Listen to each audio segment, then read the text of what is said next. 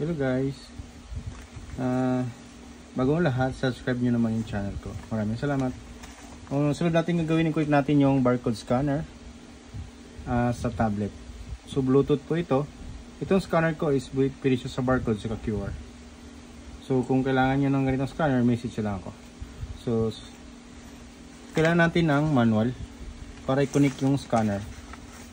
So hanapin na natin yung Bluetooth HID pairing. Kailangan natin itong scan. Pero bago nyo ito gagawin, i-restore nyo muna ito. Yan. Okay. So meron na itong scan dito. Pag hindi siya gumana, scan nyo itong enable.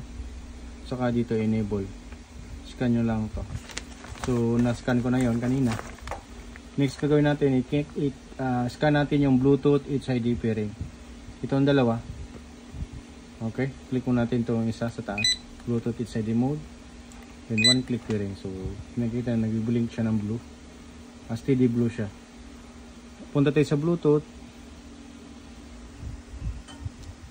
pair yung device. So ito yung Bluetooth name siya, Bluetooth name niya ng scanner.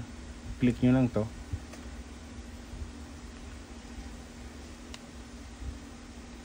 Okay, click pair. So sample tayo kung gumana.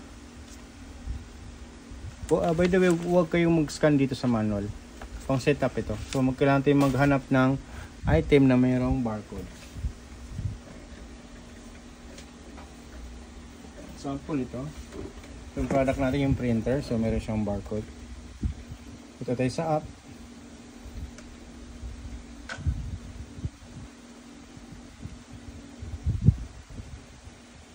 Next natin gagawin, punta tayo sa settings. Adjustin muna natin yung setup kasi naka-camera mode siya, so naka-scanner tayo.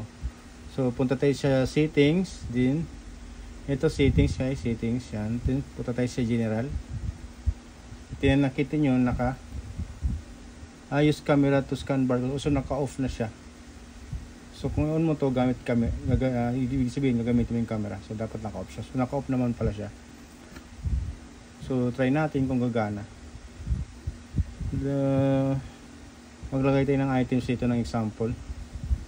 Example ito, printer siya.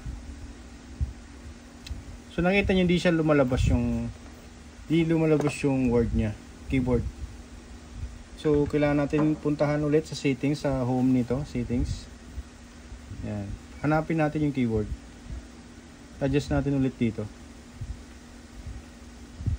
Hindi pala gumana, so off muna natin yung Bluetooth.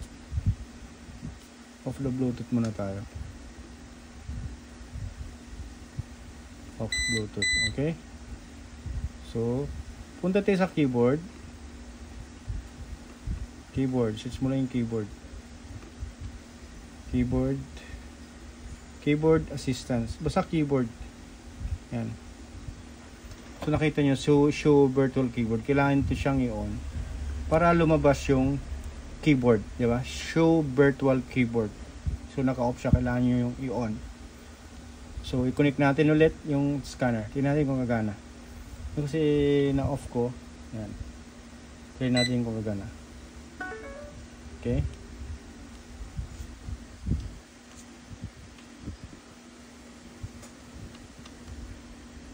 Example, printer, di ba? Meron na siyang keyboard. Okay? So, printer.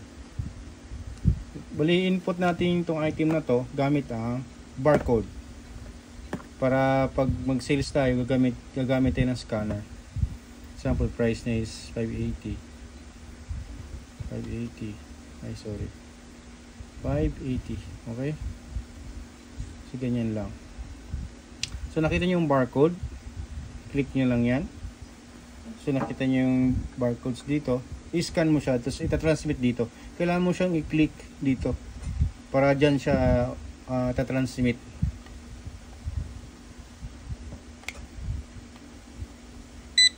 Okay, so andito na, gumana siya. Next natin gagawin is save na to.